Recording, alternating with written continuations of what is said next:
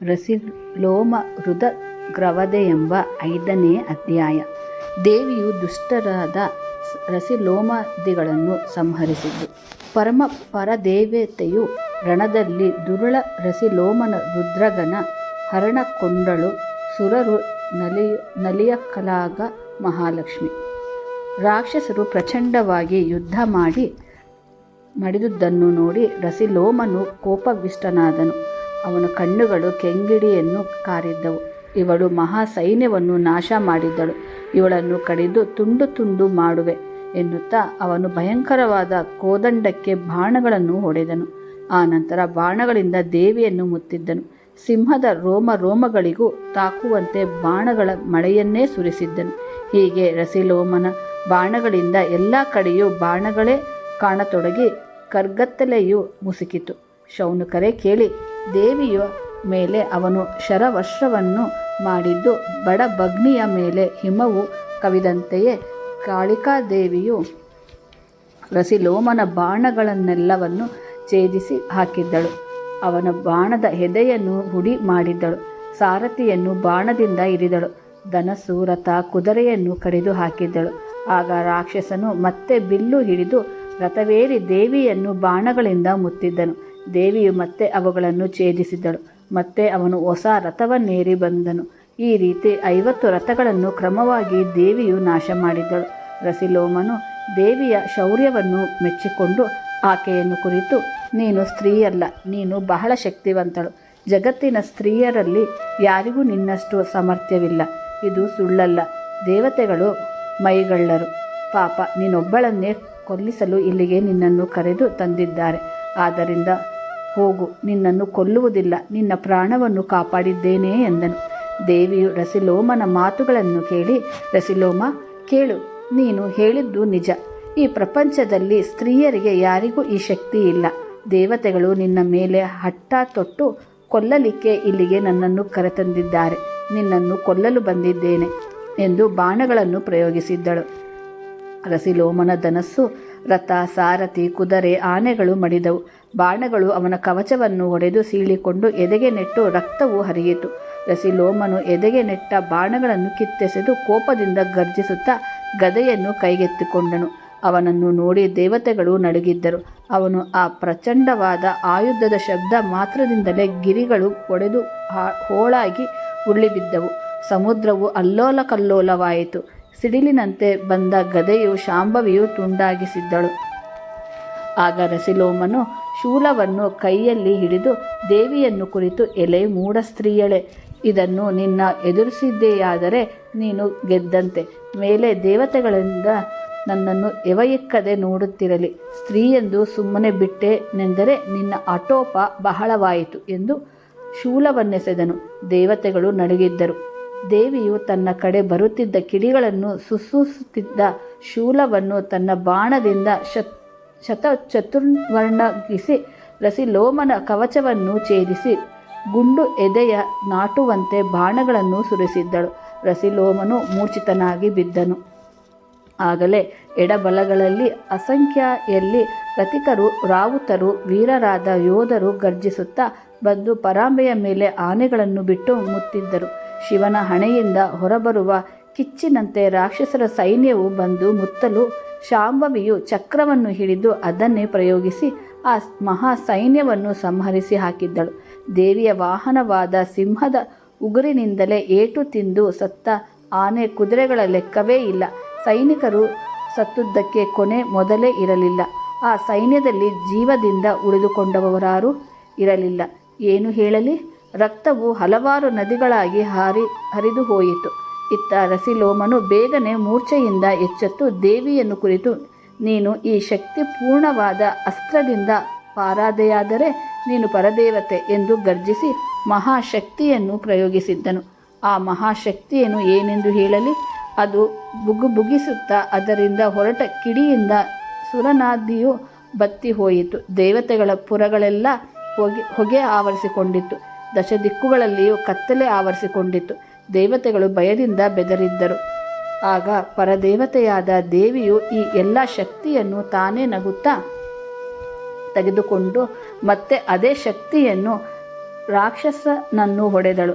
ಆ ಶಕ್ತಿಯು ಒಡನೆ ಅವನ ಎದೆಯನ್ನು ಕೊರೆದು ಮತ್ತೆ ಶಾಂಭವಿಯ ಕೊರಳಿಗೆ ಬಂದು ಮುತ್ತಿನ ಸರದಲ್ಲಿ ಪದಕವಾಗಿ ಶೋಭಿಸಿತು. ರಸಿಲೋಮನು ಭೂಮಿಯ ಮೇಲೆ ಸತ್ತು ಬಿದ್ದನು. ದೇವಾದಿ ದೇವತೆಗಳೆಲ್ಲರೂ ಆನಂದ ಪುಳಕಿತರಾದರು. ರಸಿಲೋಮನು ಅವನ ಸೈನ್ಯವು ಹತವಾದುದನ್ನು ನೋಡಿ ರುದ್ರಗನು ಭಯಂಕರವಾದ ಧನುಸ್ಸನ್ನು ಹಿಡಿದು ನಿಂತು ಅವನ ಕಣ್ಣುಗಳಿಂದ ಬೆಂಕಿಯ ಕಿಡಿಗಳನ್ನು ಹೊರಬರುತ್ತಿದ್ದವು.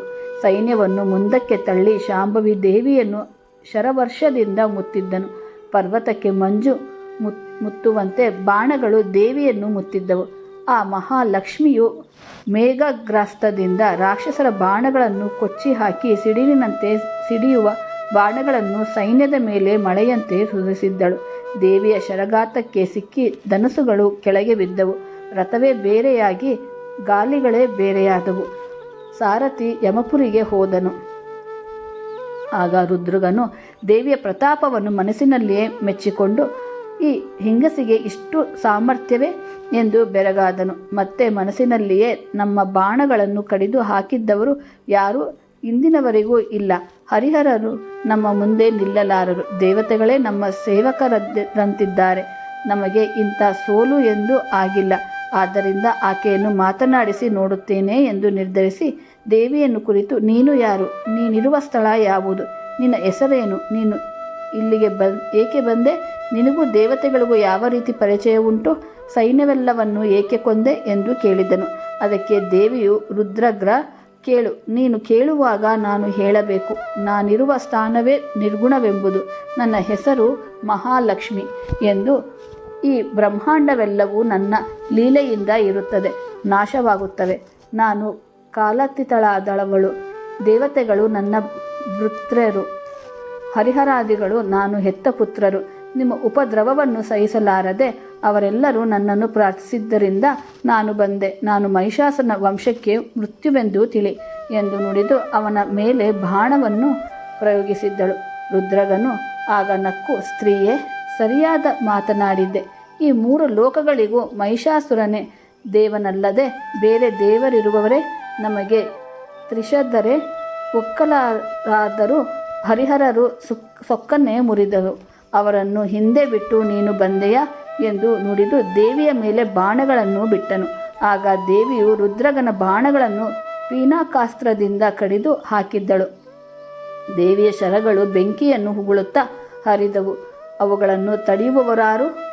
ಆನೆಗಳು ಸತ್ತು ಬಿದ್ದವು. ರುದ್ರಗನ ಸಾರಥಿಯು ಯಮಪುರಿಗೆ ನಡೆದನು. ಇವೆಲ್ಲವನ್ನು ನೋಡಿ ರುದ್ರಗನ ಕೋಪ ಮೇರೆ ಮೀರಿತು. ಕಣ್ಣುಗಳು ಬೆಂಕಿಯ ಕಿಡಿಗಳನ್ನು ಗೊಳ್ಳಿದ್ದವು. ಕಿವಿ ಮೂಗುಗಳಿಂದ ಹೊಗೆ ಹೊರಬಂತು. ದೇಹವೆಲ್ಲವೂ ಬೆಂಕಿಯಂತೆ ಉರಿಯಿತು. ರಾಕ್ಷಸನ ಆ ರೌದ್ರತ್ವವು ಮಹಾಪ್ರಳಯದಲ್ಲಿ ದಹಿಸುವ ರೌದ್ರನಂತೆ ಇದ್ದು ಅವನು ಶೂಲಕ್ಕೆ ಕೈಬಿಟ್ಟನು. ರುದ್ರಗನು ಶೂಲವನ್ನು ಎತ್ತಿ ಒಡನೆಯೇ ದೇವತಾ ಸಮೂಹವು ಚಲ್ಲಾಪಿಲ್ಲಿಯಾಯಿತು. ಎಲ್ಲ ಕಡೆಗೂ ಜ್ವಾಲೆಯು ಹರಡಿ 10 ದಿಕ್ಕುಗಳನ್ನು ವ್ಯಾಪಿಸಿಕೊಂಡಿತು. ಆಗ ದೇವತೆಗಳು, ಇನ್ನು ಶಾಂಭವಿಯು ಜಯಿಸುವುದು ಸುಳ್ಳು, ನಾವು ಇನ್ನು ರಾಕ್ಷಸರಿಂದ ಮಡಿದಂತೆಯೇ ಎಂದು ಭೀತರಾಗಿ ಓಡಿದ್ದರು. ದೇವಿಯು ರಾಕ್ಷಸನ ಶೂಲದ ದರ್ಪವನ್ನು ದೇವತೆಗಳಿಗೆ ಅದರಿಂದಾದ ಭಯವನ್ನು ನೋಡಿ ದೇವತೆಗಳಲ್ಲಿ ಹೆದರಬೇಡಿರೆಂದು ಅಭಯ ಕೊಟ್ಟು ಪ್ರಚಂಡವಾದ ತನ್ನ ಶೂಲದಿಂದ ರಾಕ್ಷಸ ಹಸ್ತವನ್ನು ತುಂಡರಿಸಿದ್ದಳು. ಆಗ ಶೂಲದ ಅಲಗು ದೇವತೆಗಳ ಕಡೆಗೆ ಹಾರಿ ನಡೆದು ಅವರನ್ನು ಅಟ್ಟಿಸಿಕೊಂಡು ಹೋಯಿತು. ಅದನ್ನು ಕಂಡು ದೇವಿಯು ಒಡನೆ ಶೂಲದ ಅಲಗನ್ನು ಮುರಿದು ಹಾಕಿ ರಾಕ್ಷಸರ ಸೈನ್ಯವನ್ನು ಇರಿದು ಹಾಕಿದ್ದಳು. ಇದರಿಂದ ರಾಕ್ಷಸನಿಗೆ ಕೋಪವು ಇನ್ನೂ ಹೆಚ್ಚಾಗಿ ಅವನು ಸಮೂಹನಾಸ್ತ್ರವನ್ನು ಹಿಡಿದನು. ಆ ಭಯಂಕರವನ್ನು ಏನೆಂದು ಹೇಳಲಿ? ರುದ್ರಗನು ಸಮೂಹನಾಸ್ತ್ರವನ್ನು ಹಿಡಿದು ದೇವಿಯನ್ನು ಕುರಿತು, ಎಲೆ ಸ್ತ್ರೀಯೇ, ನೀನು ಈ ಶರವನ್ನು ಎದುರಿಸಿ ನಿಂತೆಯಾದರೆ ನೀನು ಲೋಕವನ್ನು ಪಾಲಿಸುವುದು ದಿಟ್ಟ. ಲೋಕಕ್ಕೆಲ್ಲ ದೇವರು ಹೌದು, ಜೊತೆಗೆ ದೇವತೆಗಳು ನಿನ್ನ ಭೃತ್ಯರೆಂಬುದು ಸತ್ಯ. ಅಲ್ಲದೆ ನೀನು ಮಹಿಷನ ಸೈನ್ಯವನ್ನು ಸೀಳಿ ಹಾಕುವುದು ಸತ್ಯ ಎಂದು ನುಡಿದು ಶರವನ್ನು ಪ್ರಯೋಗಿಸಿದ್ದನು. ಆ ಬಾಣ ಪ್ರಯೋಗವಾಗುತ್ತಲೇ ರಾಕ್ಷಸರು ನಿಂತಲ್ಲೇ ಮಲಗಿದ್ದರು. ಆನೆ, ಕುದುರೆ, ಸಾರಥಿ, ಮಹಾವೀರರಾದಿ ರಥಿಕರು ಎಲ್ಲರೂ ನಿದ್ರೆ ವಶರಾದರು. ರುದ್ರಗನಿಗೆ ಆಶ್ಚರ್ಯವಾಯಿತು. ಅವನು ಮನಸ್ಸಿನಲ್ಲಿಯೇ, ಈಕೆ ಯಾವ ರೂಪಿನ ಸ್ತ್ರೀಯೋ, ಈಕೆಯನ್ನು ನಾವು ಮುಗಿಸಲೇಬೇಕೆಂದು ಬಾಣವನ್ನು ಬಿಟ್ಟರೆ ನಮ್ಮ ಸೈನ್ಯವೇ ನಿದ್ರೆಗೊಳಗಾಯಿತು. ಇನ್ನು ಮತ್ತೆ ಏಳದು ಬಿಟ್ಟರೆ ಏನಾಗುವುದೋ ಎಂದು ಯೋಚಿಸಿ ಶರವನ್ನು ಹಿಂದಕ್ಕೆ ಕರೆಸಿಕೊಂಡನು. ನಂದಿಯೇ ಕೇಳು, ಸ್ವಯಂ ಮೋಹಿನಿಯಾದ ದೇವಿಯನ್ನು ಮೋಹಿಸುವನೆಂದರೆ ಯಾರಿಂದ ತಾನೇ ಸಾಧ್ಯವಾದೀತು? ಸಂಮೋಹನಾಸ್ತ್ರವು ಅಂದು ದೇವಿಗೆ ಹೆದರಿ ರಾಕ್ಷಸನು ಹಿಂತೆಗೆದುಕೊಂಡು ಆನಂತರ ರಾಕ್ಷಸರಿಗೆ ನಿದ್ರೆ ಹೋಗಿ ಎಚ್ಚರ ಉಂಟಾಗಿ ಎದ್ದರು. ರುದ್ರಗನು ಬಹಳ ಕೋಪದಿಂದ ಅಸಂಖ್ಯಾತ ಬಾಣಗಳನ್ನು ಹೂಡಿ ಗಹಗಹಿಸಿ ನಗುತ್ತಾ, ಶಾಂಭವಿ ಕೇಳು, ಈ ಶರವು ಹರಿಹರರನ್ನು, ದೇವತೆಗಳನ್ನು, ಜಗತ್ತನ್ನು ಸುಟ್ಟು ಬೂದಿ ಮಾಡುತ್ತದೆ. ಇದನ್ನು ನೀನು ಗೆದ್ದೆ ಎಂದರೆ ನೀನು ಮಹಾಪರಾಂಬೆವೆಂಬುದು ದಿಟ್ಟ ಎಂದು ನುಡಿದು ಶರವನ್ನು ಹೂಡಿದ್ದನು. ರುದ್ರಗನು ಶಾಂಭವ ಶರವನ್ನು ಹೂಡಿದೊಡನೆಯೇ ಶತಕೋಟಿ ಸಂಖ್ಯೆಯಲ್ಲಿ ರುದ್ರಗರು, ಮಹಿಷಾಸುರರು, ಅಷ್ಟೇ ಸಂಖ್ಯೆಯಲ್ಲಿ ಕಾಡು ಕೋಣಗಳು, ವೃಕ್ಷಗಳು, ಹುಲಿಗಳು, ಸಿಂಹ, ಶರಭ, ಭೂತಗಳು ಹುಟ್ಟಿಕೊಂಡವು. ಜಗತ್ತನ್ನೇ ವ್ಯಾಪಿಸಿದಂತೆ ತೋರಿಬಂದವು. ಈ ಉತ್ಸವವನ್ನು ನೋಡಿ ದೇವತೆಗಳು ಹೆದರಿ ನಮ್ಮ ಬುದ್ಧಿ ಮಂದವಾಯಿತು. ಈ ಪ್ರಚಂಡ ಶರವನ್ನು ದೇವಿಯು ಜಯಿಸಿದ್ದರೆ ನಮಗೆ ಉಳಿಗಾಲ, ಇಲ್ಲದಿದ್ದರೆ ಈ ರಾಕ್ಷಸರೆಲ್ಲರೂ ಸೇರಿ ನಮ್ಮ ಪ್ರಾಣವನ್ನೇ ಹಿಂಡು ಹಾಕುವರು ಎಂದು ಓಡಿದ್ದರು. ಆಗ ದೇವಿಯು ಹಾ ಎಂದು ಅಬ್ಬರಿಸಿ ಸರಳವನ್ನು ಮಂತ್ರಿಸಿ ಬಿಡಲು ರಾಕ್ಷಸರು ಸರ್ವ ಮಹಿಷಾಸುರಾದಿಗಳು ಮಾಯವಾದರು. ಆ ಶರವು ನಿರ್ಮಾಯೆಯಲ್ಲಿ ಅಡಗಿ ಹೋಯಿತು. ದೇವಿಯೇ ಸ್ವಯಂ ಶಾಂಭವಿ ಮಾಯೆಯಲ್ಲವೇ? ಅದು ಯಾರ ಮೇಲೆ ಪ್ರಯೋಗಿಸಬೇಕೋ ಎಂಬ ಅರಿವಿಲ್ಲದ ರಾಕ್ಷಸರು ಅಜ್ಞಾನಿಗಳಲ್ಲವೇ? ಶಾಂಭವ ಶರವು ಈ ರೀತಿ ಮುಗಿದು ಹೋಗಲು ರಾಕ್ಷಸನು ಕೋಪದಿಂದ ಗದೆಯನ್ನು ತೆಗೆದುಕೊಂಡನು. ದೇವಿಯು ಒಡನೆ ತನ್ನ ಶರೀರದಿಂದ ಅವನ ತಲೆಯನ್ನು ಕತ್ತರಿಸಿ ಹಾಕಿದ್ದಳು. ರುದ್ರಗನ ಶಿರವು ಬೊಬ್ಬೆ ಹಾಕಲು ಗದೆಯನ್ನು ಹಿಡಿದ ಮುಂಡವು ಹೊರಟಿತು. ಖಡ್ಗ ಹಿಡಿಯಿತು, ಸಿಂಹವನ್ನೇ ಕಟ್ಟಿಹಾಕಿತು. ಶಾಂಭವಿಯು ಮೇಲೆ ಅಸಂಖ್ಯಾತ ಬಾಣಗಳನ್ನು ಬಿಟ್ಟಿತು. ಸ್ವಯಂ ದೇವಿಯೇ ಅವನ ವೀರನೆಂದು ಹೊಗಳಿದ್ದಳು. ಆ ನಂತರ ರುದ್ರಗನ ಮುಂಡವು ಭೂಮಿಯ ಮೇಲೆ ಬಿತ್ತು. ರಧಿಕಾರಾದಿ ಯೋಧರು ಮಡಿದರು. ಅಕ್ಷೋಹಿಣಿಗಳೆಲ್ಲ ನಾಶವಾದವು. ರಕ್ತ ಹರಿಯಿತು. ಮೆದುಳು ನರಗಳೆಲ್ಲ ಚೆಲ್ಲಾಪಿಲ್ಲಿಯಾಗಿ ರಣರಂಗವನ್ನು ಅಲಂಕರಿಸಿದ್ದವು. ಆಗ ದೇವತೆಗಳು ದೇವಿಯನ್ನು ಭಜಿಸಿ ಚಿದಾನಂದಾತ್ಮ ಗುರುವರರನ್ನೂ ನೆನೆದರು. ರಸಿಲೋಮ ರುದ್ರಗ್ರವಾದೆ ಎಂಬ ಪಂಚಮ ಅಧ್ಯಾಯವೂ ಮುಗಿದಿದ್ದು.